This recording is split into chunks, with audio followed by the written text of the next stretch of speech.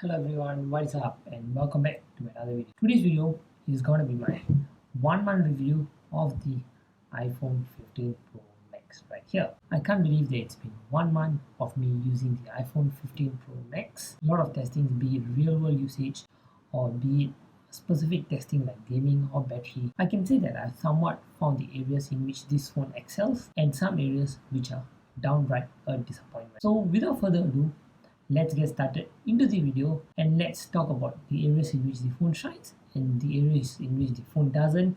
And of course, in the end, we're going to be discussing whether the iPhone 15 Pro Max is actually really worth all the hype and whether you should upgrade to it or not. So let's get started.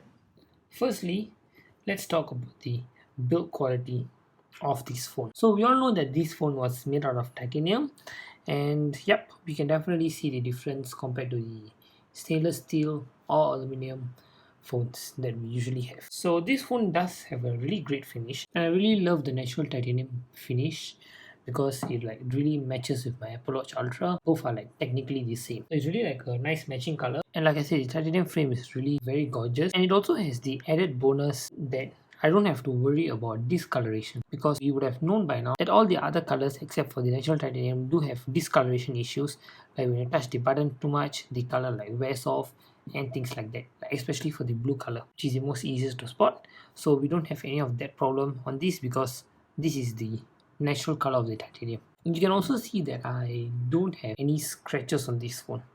You can see that there's literally no scratch, and that is because this phone has been in a MagSafe case for the entire duration. For this entire 1 month, I was using this case. Usually I don't use cases because I want to know how the actual frame is and how the phone actually holds up to real world usages. At least for my 1 month, I don't use any case, but after that I do go and use a case. But in this phone, I didn't dare to use this phone without a case, even though it does feel really great not having a case.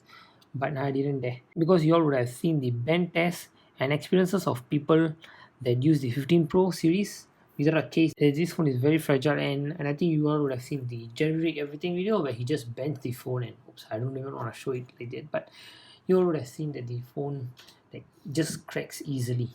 So I didn't want to risk it for that because the last thing I want to do is pay $2,000 for a phone and just for it to just shatter in my hands. So I didn't do that. And also one last thing about the titanium is that the titanium makes the phone feel much lighter compared to other phones. It's like the phone is really light compared to other phones, and that's one good thing because iPhone has really been really heavy, 14 Pro Max or even the 13 Pro Max. Now here we are in Geekbench. Usually for all our reviews or whatever, we usually start off with Geekbench, so we're going to be doing that routine right now. We're going to be running the CPU and the GPU benchmarks. So let's run CPU first. Now we have done the CPU benchmark, but before take a look at both the results, let's run the GPU benchmark.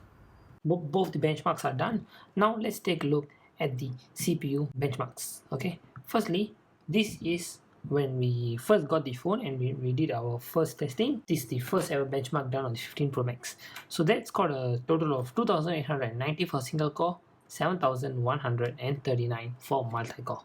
Now let's take a look at the results that we just took. The benchmark that I just took scored a total of 2908 for single core and 7207 for multi-core. Let's just compare both of these. So technically we can say that both these cores have around 100 points of difference. The first one with the multi-core scoring 7139 and now it's 7207. That goes the same for the single core too, just a difference of around 100 points. The GPU results slightly vary, and this is the opposite right now because it has around 100 points of difference because the previous score that we took 27,374, the current score 27,290. The older one has the highest score. That might also be because I ran the benchmark right after I ran the CPU benchmark, so that might be a factor which is affecting this score too. Now that we're done with the benchmark, let's talk about my experience using this phone for this one entire month, that is 30 days. To be honest, I've done more testings on this phone like benchmarks,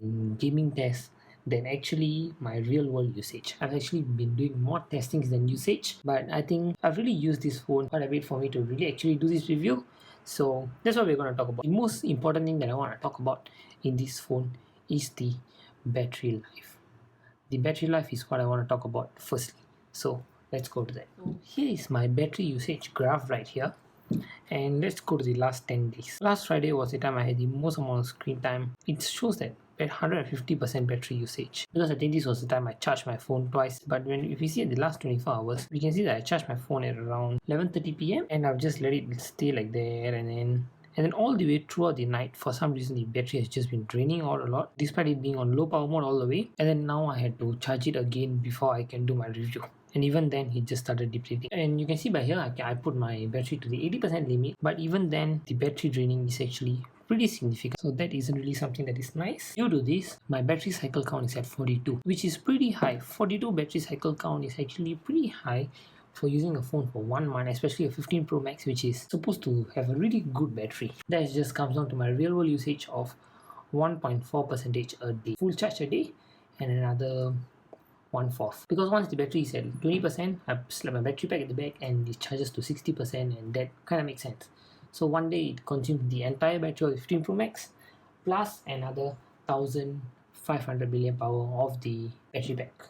After taking a look at the battery graphs, I don't know how many of you realized it, but these real world usage numbers are totally off from what we initially saw in the battery test video. For those of you who have seen the battery test video, you'll know what I'm talking about. In the battery test video, 15 Pro Max lasted 12 hours 30 minutes, and I was very impressed by it because I finally thought that maybe this battery it just is the one that's going to be lasting me, because the last time when I actually didn't worry about battery charging or carrying a power bank around was when I was using my S22 Ultra. My S21 battery was horrendous. So let's not talk about that. When I look at 15 Pro Max lasting 12 hours 30 minutes, I finally thought that the day I was waiting for is arrived. No power banks, no battery packs, just the phone. Sadly, that isn't the same in real world usage. So yeah, like I said, I needed the battery pack to last me. And even after I used the battery pack to charge the phone up to 30%, so you'll be at 20%, then I use the battery pack, I'll be able to get it up to a 65%, around 65. And after 65, when I remove the battery pack, I started using it again, the battery goes down to 20%. So I end my day mostly after charging the phone twice and ending it at 20%. It's like a normal day for me. 15 Pro Max battery life has really been a disappointment, and due to this I always have to carry around, I don't know how many of you remember this, I actually did a review on this Energizer 30,000 mAh power bank. That is the one that I'm carrying around to fast charge my 15 Pro Max whenever it runs out of battery. But one really convenient thing, it's been really long and this is like the slowest thing to ever come out, but the best part is USB-C. USB-C is like the best thing that happened to iPhone. I'm not saying because Apple introduced USB-C. Apple is the slowest company to bring USB-C, and I agree on it. But what I'm trying to say is USB-C has been the best thing that ever happened to iPhone because of its convenience. Because now I don't have to carry around multiple cables. I just carry around one cable, the USB-C cable. That means I can charge my Nothing Phone 1 and my 15 Pro Max in the same charger. That is really convenient. Even though it's very convenient that I don't have to bring around another cable because I can charge both my phones using this, I do still bring around the lightning cable. But Apple just has introduced USB-C on AirPods and the battery pack, then I can just bring one cable, because right now I bring the lightning cable just to charge my battery pack and my AirPods. Of course, the AirPods Pro came out in USB-C, but I'm currently using the AirPods 3rd generation, so that doesn't have USB-C. As for the camera this year, last year I think you would have seen that I did a comparison using the S21 cameras and the S22 Ultra's camera. But this year I didn't do any camera comparison because I'm also working on another video which actually prevented me from doing this camera comparison video. And of course you all might be wondering, how can a video prevent me from doing a camera comparison? Yeah, that video is gonna come out soon, most probably the week after this review or the following week, whichever it is, one of the weeks the video is gonna come out and you're gonna know what video that is. And that's the only reason why I didn't do the camera comparison of the 15 Pro Max and the 13 mini. And of course definitely next year we'll be doing a camera comparison between the 15 Pro Max and the 16 Pro Max. Of course, when that phone comes out, we're going to be doing a camera comparison review. Okay, here we have the 15 Pro Max playing some HDR video, and let's take a look at it. I think I've actually talked about the screen pretty much a lot in my 2 weeks review, but I'm just going to say that I don't see any differences. I think we're at a stage where the changes are very minimal, and screen tech, needless to say, it's practically pretty much the same. We can really see here that I don't really find any blooming issue or anything like that. Let's just zoom in and see if we get any blooming issue. There's no blooming issue, and the blacks are actually really nice. I think it looks as if the pixels are really switched off, so that's how good that is. and I don't really see any difference in the screen. But that's not to say that the 15 Pro Max screen is the best. That's not what I'm trying to say. All I'm trying to say is that the changes are very minimal, and that's practically you don't even notice the differences anymore. In terms of screen size, I do see a difference, and that is personally to me because coming from an iPhone 13 mini to the iPhone 15 Pro Max, I really do see a huge difference because of the size. Last time when I was having the 13 mini, I barely watch anything in that because the screen is just too small and I barely watch any video or any movies that I want to watch. I'll always go to the Nothing Phone 1 because of the bigger screen size and of course the bigger battery life too, because since this phone is bigger, the battery is better and I think it will last me better for me to watch an entire movie than the 13 mini. And rather than having a small screen, I'd rather have a bigger screen to watch content. And the 15 Pro Max does make the experience much better. And now I see myself going lesser to the Nothing Phone 1 for me to watch my content. I still do use it for gaming, but it's just that I use it slightly lesser compared to when I was using my 13 mini. Now let's take a look at the speaker quality of the 15 Pro Max. Here we have an NCS and we're going to be maxing out the volume of the phone right now. Yep, there we go, volume maxed out, and let's play the music.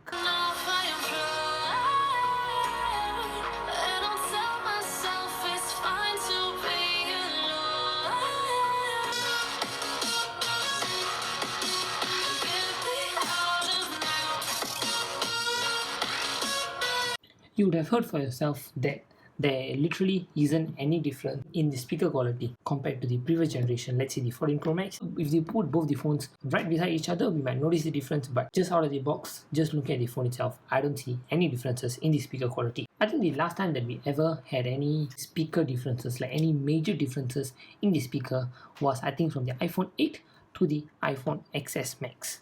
I think that time we really did have a really huge difference. That time I remember testing both the phones and I was really astonished by the iPhone XS Max speaker quality. But now the 15 Pro Max is just like the same old speaker quality and there isn't really much a difference. But that doesn't mean it's not good. I'm just saying that I don't see any new improvements in this. In the end, I feel like the iPhone 15 Pro Max is like an attempt at trying to create a tough phone but failing due to the need to accommodate for wireless charging, MagSafe, and thermal, and that is the reason I think why they failed. I have a feeling what Apple really did was to try to replicate what they did with the Apple Watch Ultra.